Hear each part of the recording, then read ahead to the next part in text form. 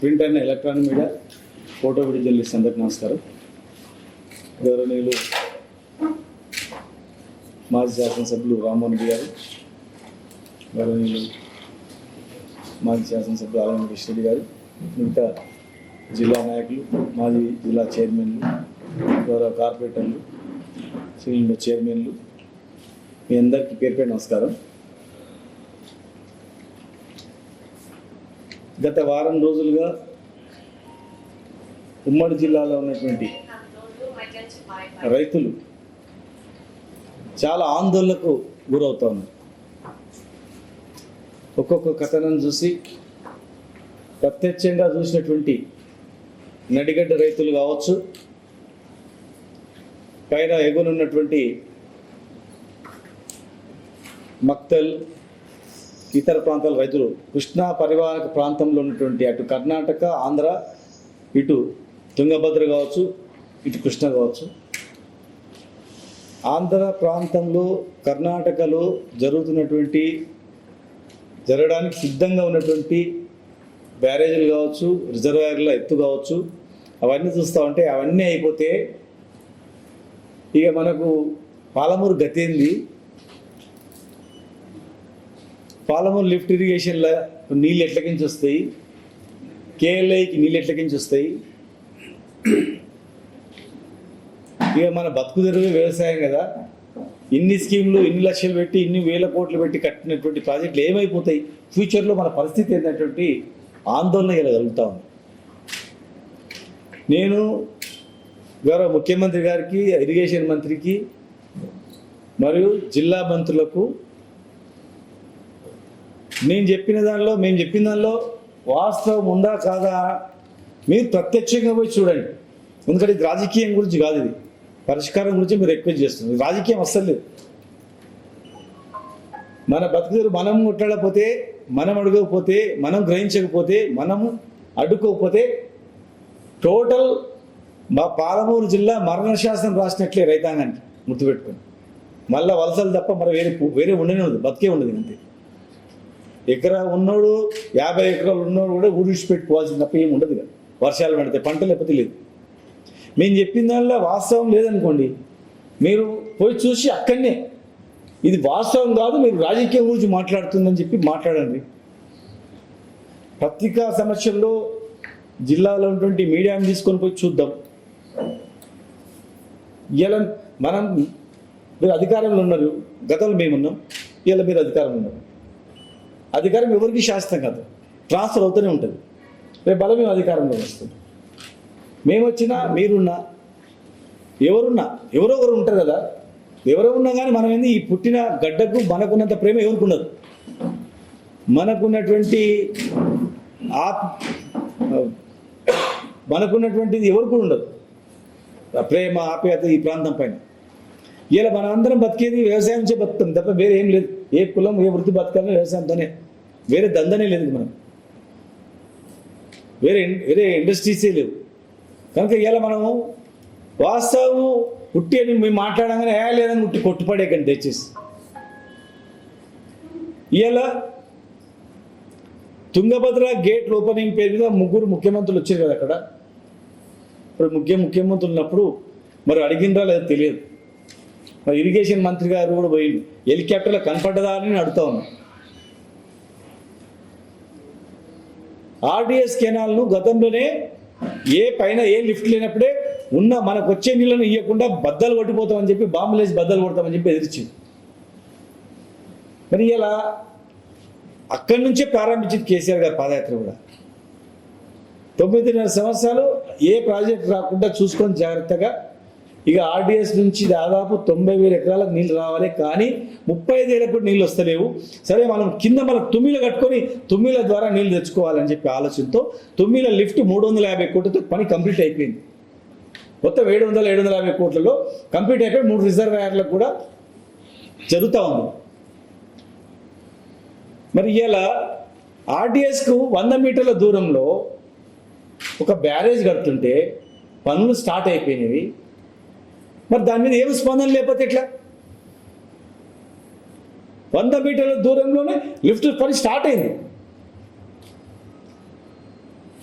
దాని తర్వాత పక్కనే 2 టీఎంసీ రిజర్వాయర్ కూడా కంప్లీట్ అయింది. పక్కనే కప్పగల్ కురిడి దగ్గర 60% రిజర్వేషన్ మన రిజర్వాయర్ కంప్లీట్ అయింది.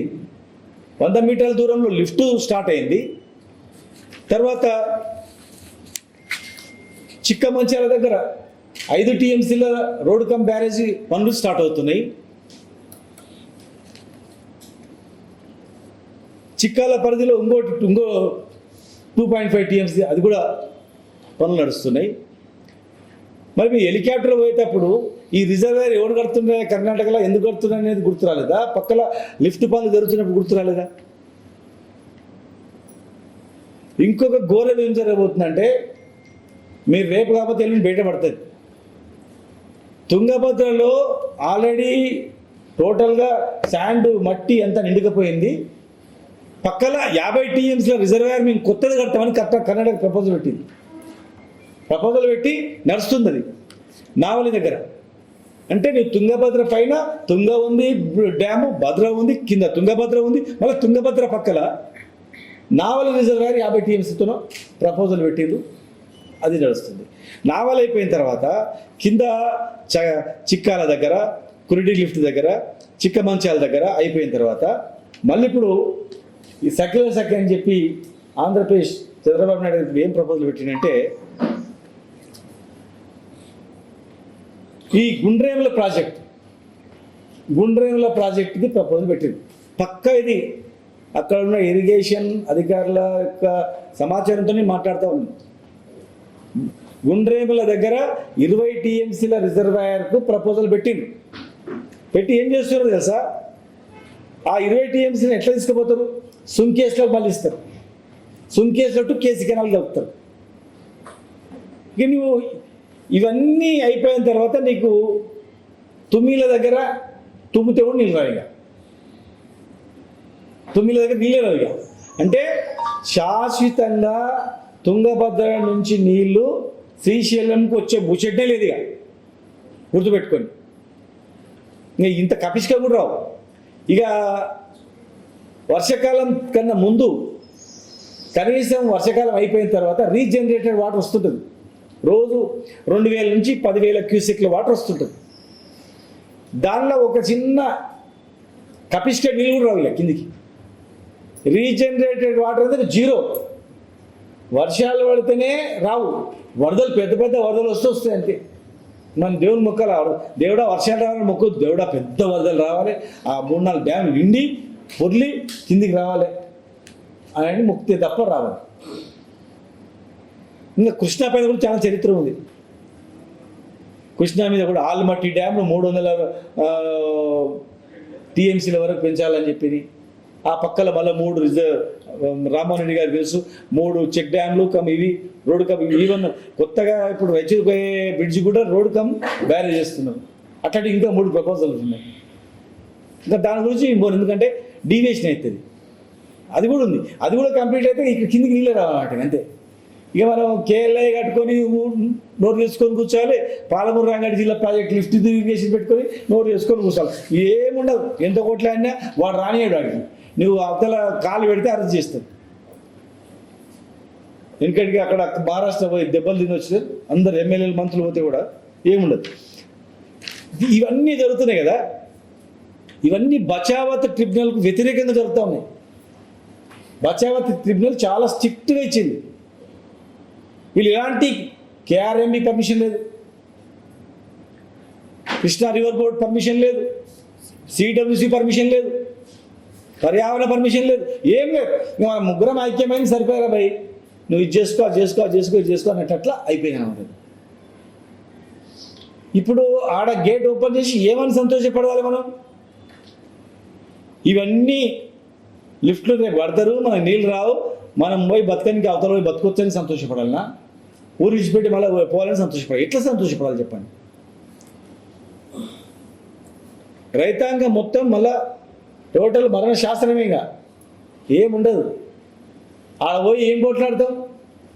నువ్వు ఇతల రామ్మోహన్ రెడ్డి గారి కాన్స్టిట్యూన్సీ నుంచి ఇట్లా దాటితే 5 కిలోమీటర్ దాటినాక బ్రిడ్జ్ వస్తుంది, నువ్వు అవతలకు పోతే తీసి లోపల వాడేస్తావు. చూడడానికి కూడా పోనీ ఏడు కూడా చేస్తాం.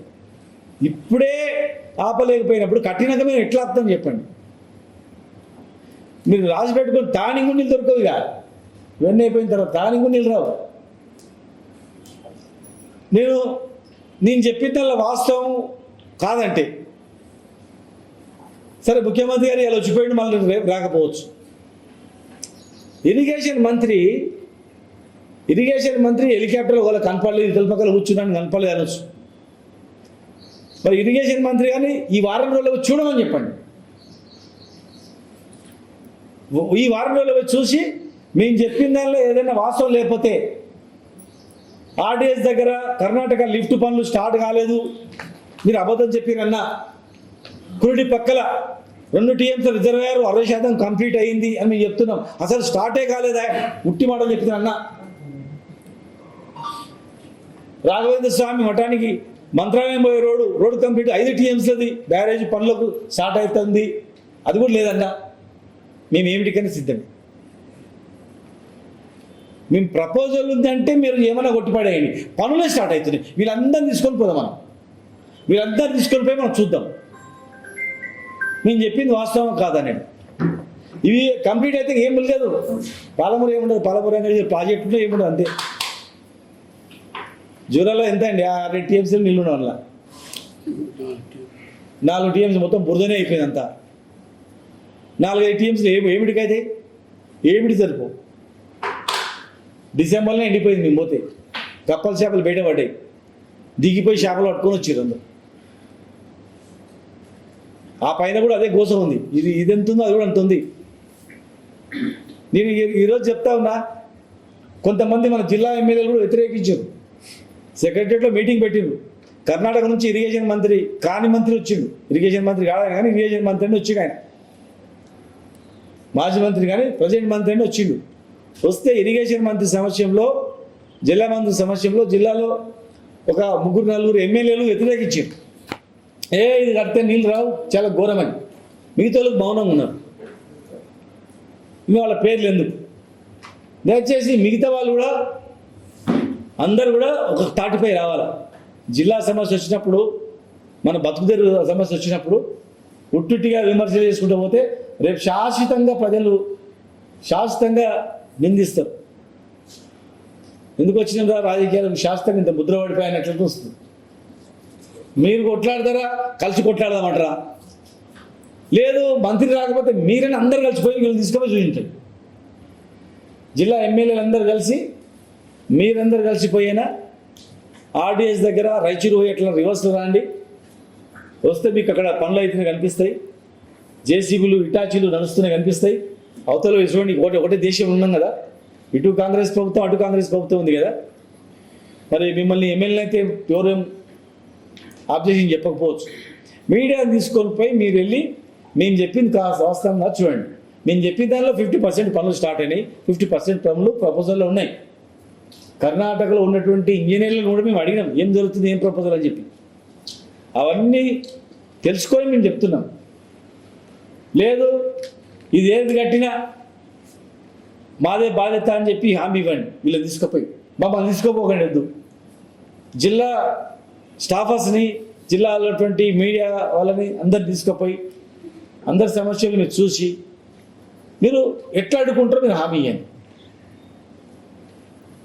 కొత్త ప్రాజెక్టులు రాకపోయా, ఉన్న ప్రాజెక్టులు కంప్లీట్ చేయకపోయా, మరి మళ్ళీ కొత్తగా వాళ్ళు పైకించి బొక్కలు ఉట్టుకుపోయారు అనుకో, ఏముండదు.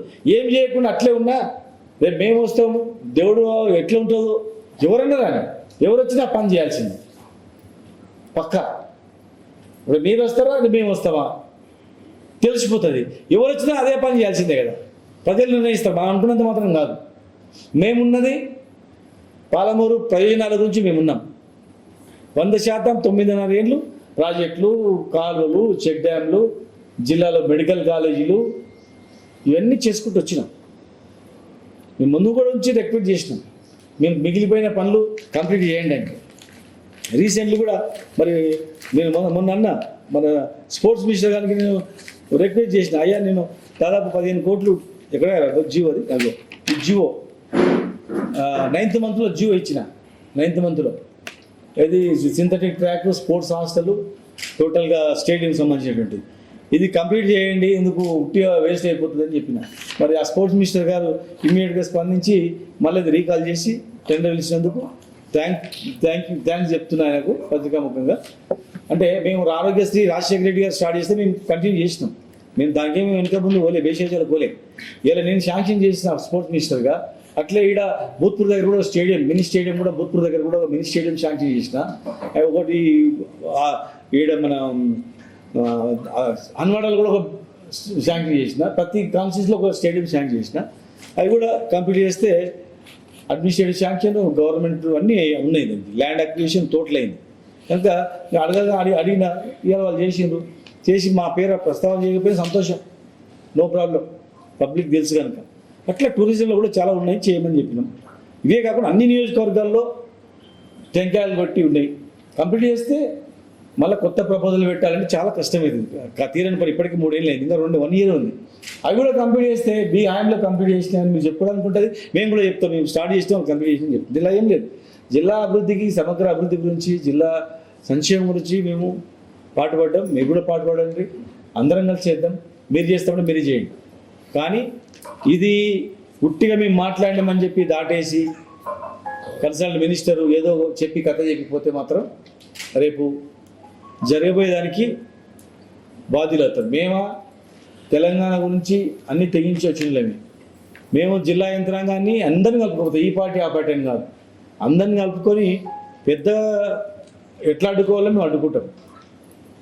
మీరు మామూలు స్థాయిలో పని చేయకపోతే మేము ఎట్లా అడ్డుకోవాలనో, ఎట్లా చేయాలనో, ఏం చేయాలో గ్యారంటీ ఇస్తాం. మేమైతే ఉట్టికైతే కూర్చోం.